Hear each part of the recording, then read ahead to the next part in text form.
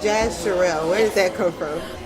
That's my first and middle name. Okay. I'm more of the I'm not gonna say Afrocentric type, but I like my name to be unique. And I never liked the name Jasmine, so I just took Jazz, and my middle name Shryl has a Y in it instead of the regular spelling. And I really think it's unique, so I wanted people to see that more than just Jasmine. So JasShryl. It really is different, and definitely forms to an identity. Like, I don't think I will ever meet another JasShryl. Nope. I Facebooked them. I don't see none. So you are the founder of Miss Lady Magazine. Yes. Yes. And when did you start that? Ooh, I came up with the concept in 2008. By 2009, I had an online magazine, MissLadyMagazine.com. That's all we were. Okay. We ran that course for a little while. You know, I stopped it, and then I jumped back on it. But last year, 2012 in May, I decided that I wanted to go print with it. Okay. So 4 years online, about 2 years print. And it's just been running its course since then.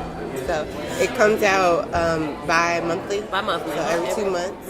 And where can you find it now? Do you still do online? Yes, we still take it online. We're actually working on the website, trying to change some things up to make it, a site to really jump on every now and again.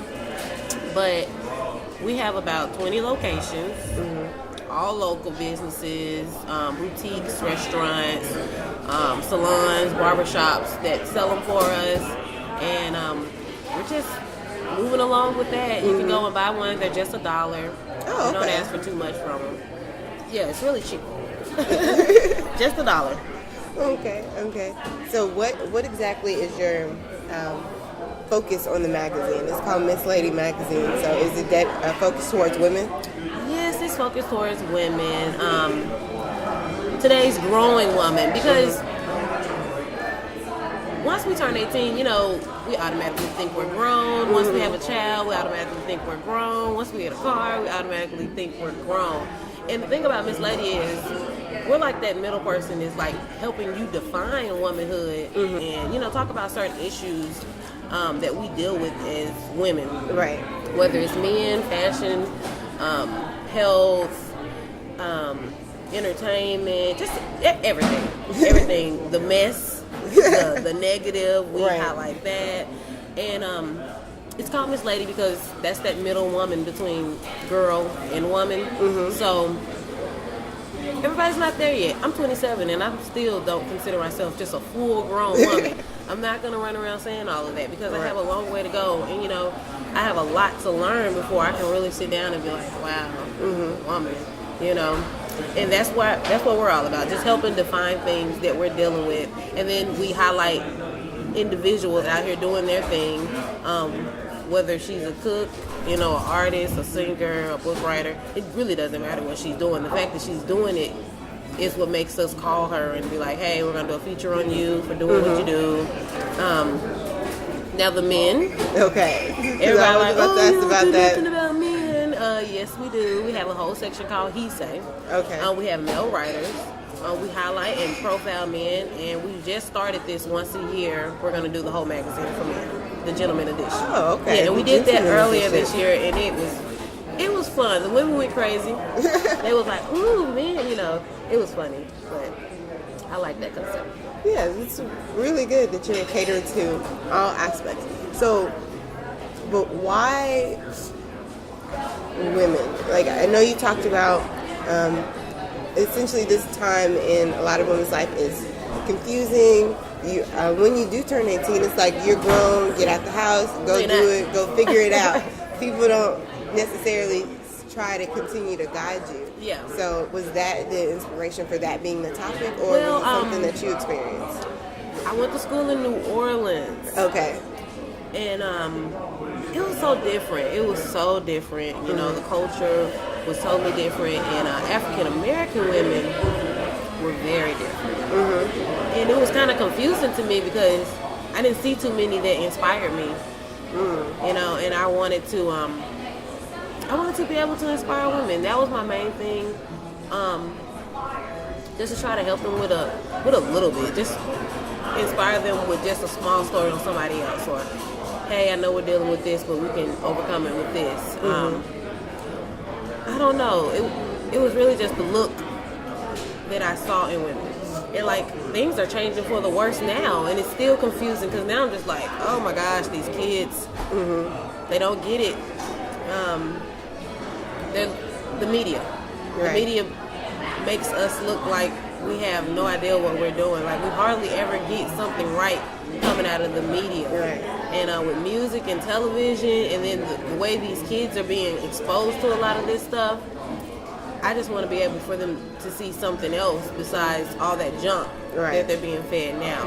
So that's the main thing. I have no problem with what's going on in the world. Yes, I do. Yes, I do. I hate it.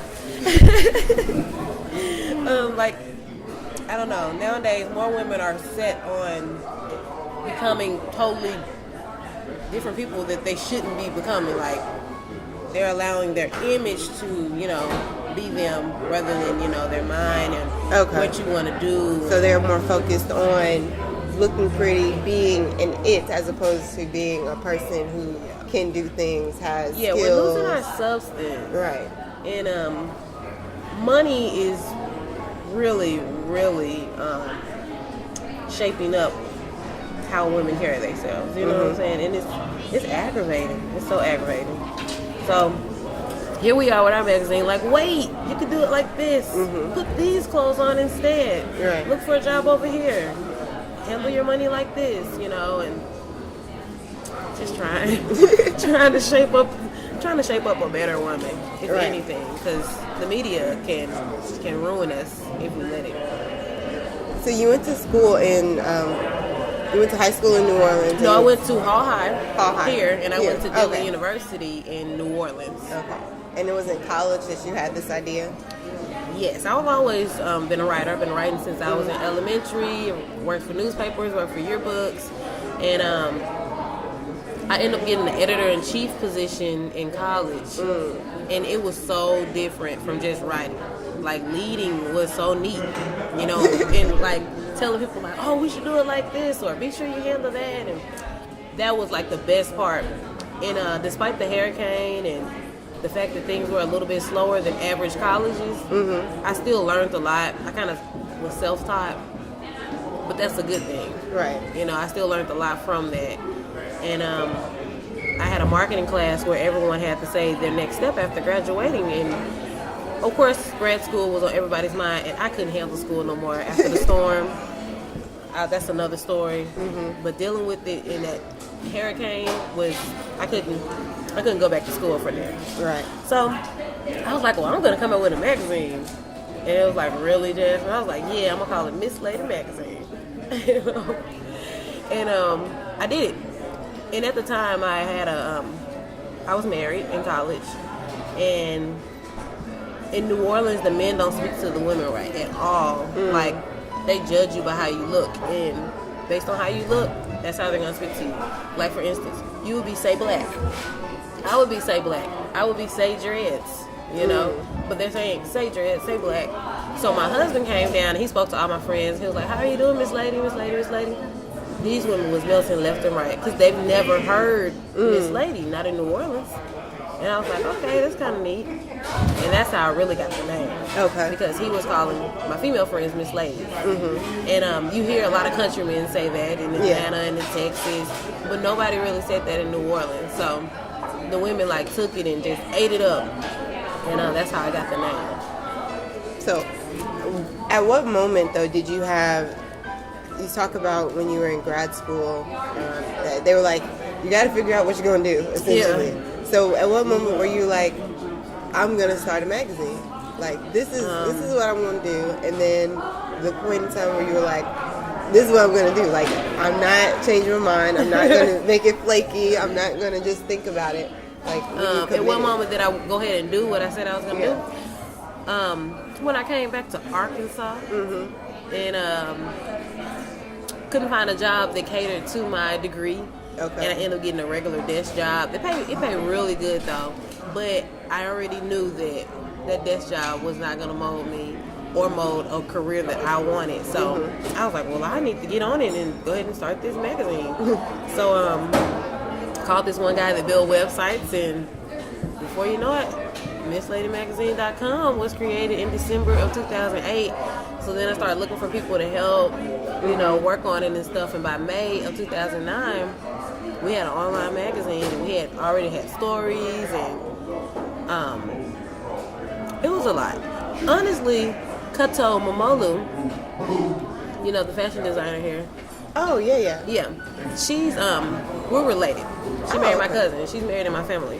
And I always wanted the magazine, but I really didn't get up off my feet and do something about it until she almost won Project Runway that first time she went on there. Because for her not to be from America, and she came down here and she looked us in our face and said she wanted to be a fashion designer. We're like, okay, all right, go ahead then, girl. You can do that. Good luck on that. So to see her actually say she was going to do something and do it, I was like, that's it? Well, I said I was going to do a magazine. Well, let me do it. Right. And that's how I started. She really inspired me. She doesn't know it though, but after she almost won, I got my butt up and did something about it because she's not from here, and she came here and said she was gonna do something, and she did it, and that's all we have to do. You know, it's just say we're gonna do it and do it, and commit. Yeah, it happened, and now I'm print. And it is a great magazine. I was looking through it, and it's like, for me, I'm like, this stuff I can use, relate to people that I actually need to go talk to. Yeah. So not like when you look at the Essences and the other big magazines, it's like, okay, Revlon. Yeah, I already know about Revlon. It's not anything new. It's not anything. Or everybody knows Rihanna's story. You know? Yeah, that's one thing that will never, ever happen with my magazine. Not to say I'm going commercial, but I will never relate to celebrities. Not unless it's just a small story. They won't ever be on the cover because I feel like locally, that's where you can get your inspiration from the most. I mean, you can always go with those 1 in a million type people that make it. But then when you see somebody out here really, really striving and they live up the street from you, it's totally different. It's totally different when you're like, wow, she has her own, business. She lives up the street. Right. That's inspiring. And to put these type of people on the cover means a lot more than putting a celebrity on the cover to gain, a little more attention and a little more money. So everything I do will be local, and I do look forward to making it a southern region type magazine where it's in other states and other cities. And in those states and cities, their covers will be local. Their advertising will be local. Their stories will touch home rather than just say, oh, these women from this one show, here's their story. And you never get to really know these people, like seriously. But when you put somebody locally, you see them at Walmart and be like, wow, she was just in that magazine. Right. And then, not to bash any magazines out here or newspapers out here, but with our urban twist, it's a lot better to see ourselves in the magazine. Because you're not going to see us as often in everybody else. No. It's just not. It's just not, unfortunately. So that's when we come in. Somebody had to do it. Somebody had to create that medium where we're like, hey, we're doing stuff too. We have things too. So yeah, it's great. So going back, did you in time to whatever point you want to go to, did you ever think that you would be here? No. I always thought I was going to be online.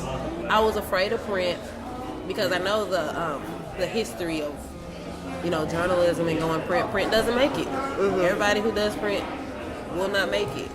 And not to say that I'm making it, but I'm not going to stop. I'm going to keep going the distance until I'm court ordered to stop.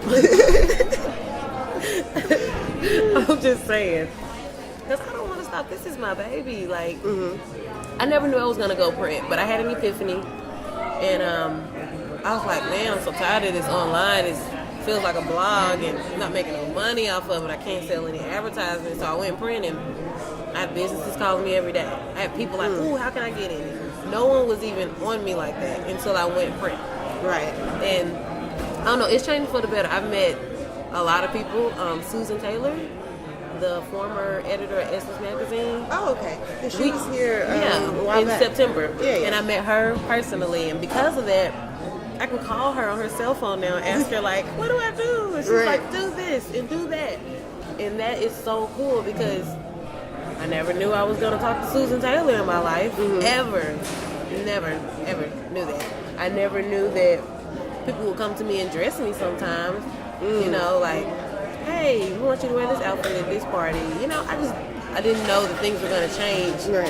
And that my name would mean so much more than just, you know, oh, that's just Jazz. She lives out here. But now people look at me and be like, oh, no, that's that girl with the magazine. Right. You know, so never knew none of that was going to happen. I don't know. It's crazy. So how has your social life changed? You talk about you get to, people dress you now sometimes, and then you some go to parties. local boutiques give me outfits, you know, and be like, be sure to mention us, you know, hype it up. And like if I meet people, they always have something for me before the interview, little stuff like that. And that's fun to be honored like that. Socially, before I even thought this magazine, I was not the talking person. You couldn't catch me talking to a stranger.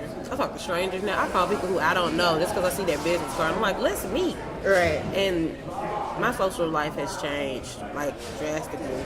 I never knew that it would, but it has. And now, like, even on the social networks, I know I have to carry myself in a manner where people will be like, oh, that's that girl at the magazine. I can't have too much fun. Right. Like, I can't be the person that I really am, because girl, I'm all types of women, but sometimes I have to make sure that people know that yes, I am the editor and publisher of Miss Lady Magazine. I have to carry myself like that.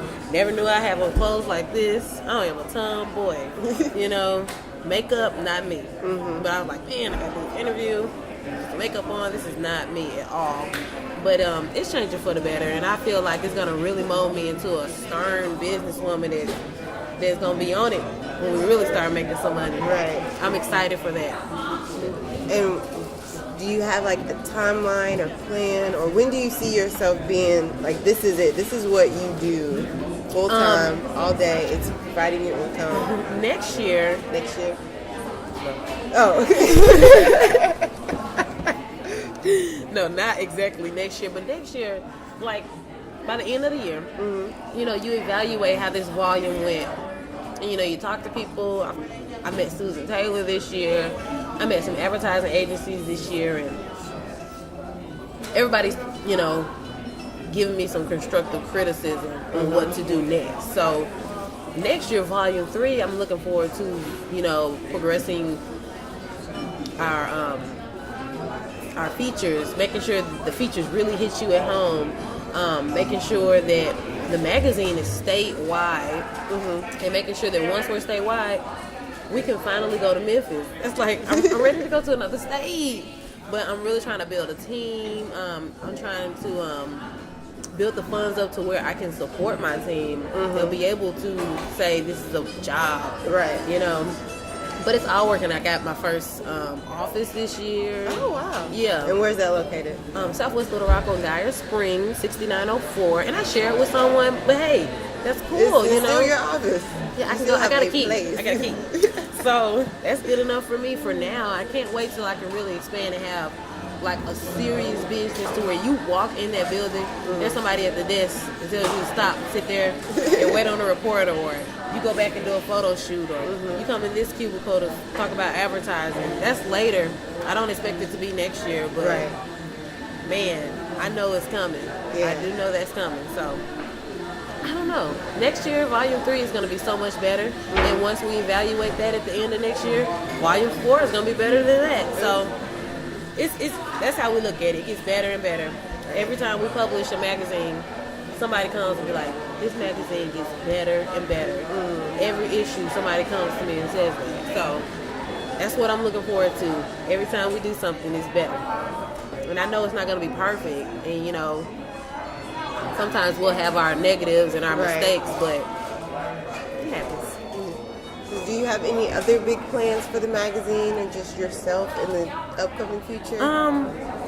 Yeah, I want to do some nonprofit organizations. I want to start a book club for kids. Okay. Get them back on reading some of these books because I read when I was young, and I read some books. Mm-hmm. I read some stuff that I should not have read. I read some stuff that made me think, especially from these authors that write about, you know, different worlds and stuff like that. I've read those books, and I really think, especially in our community, the kids need to be open to so much more.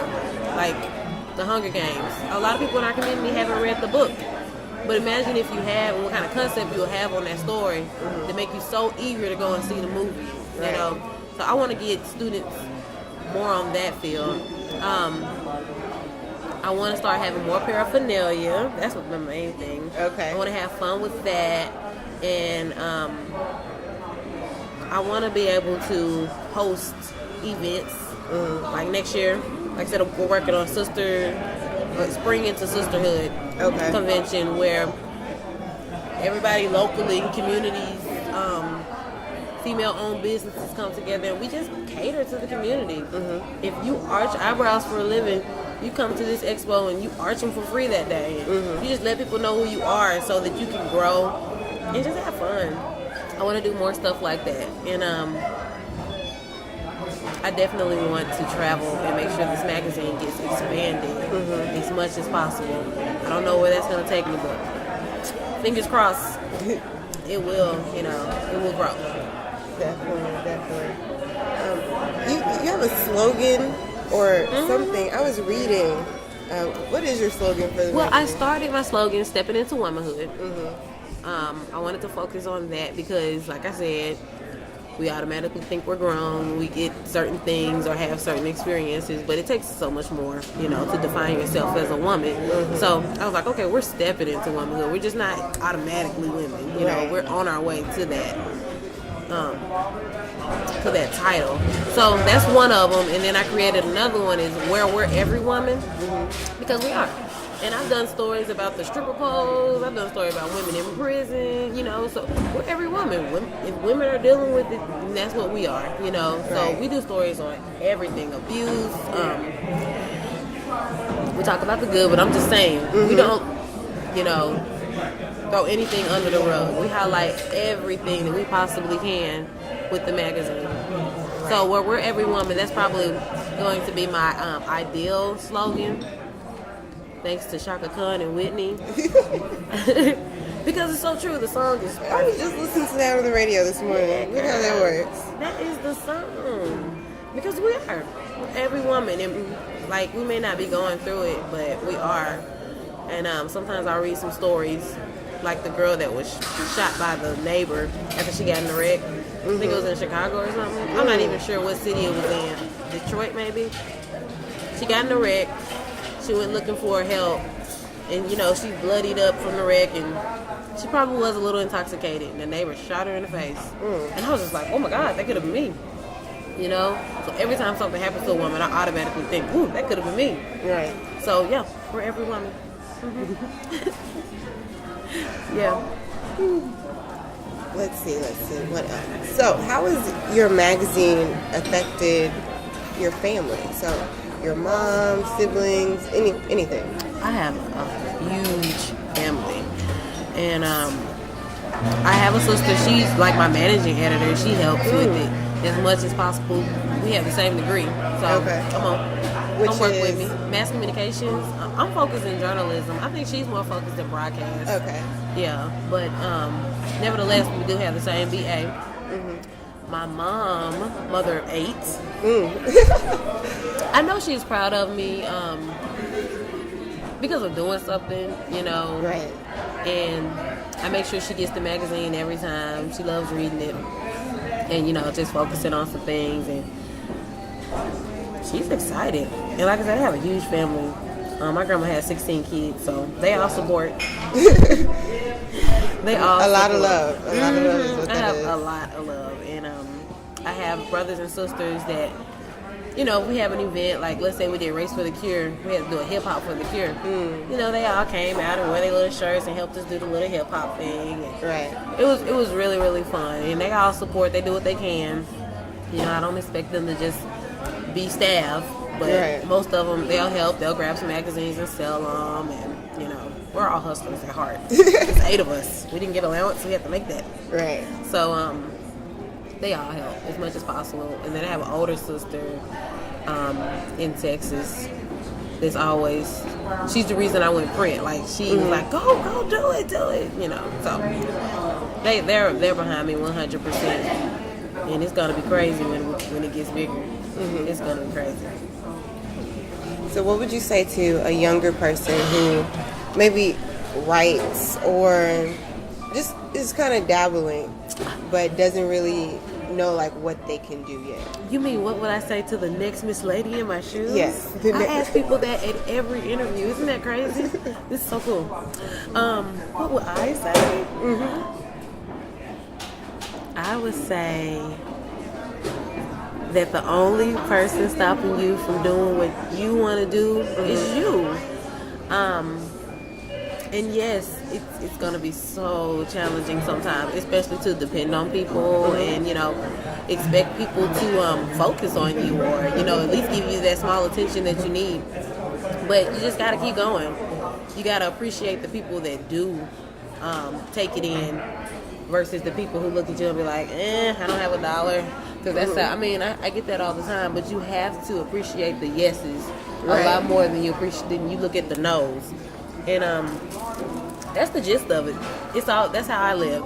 It's the people that say yes or the people that's like, you go, girl, compared to the people like, you're wasting your time or I don't have time for this.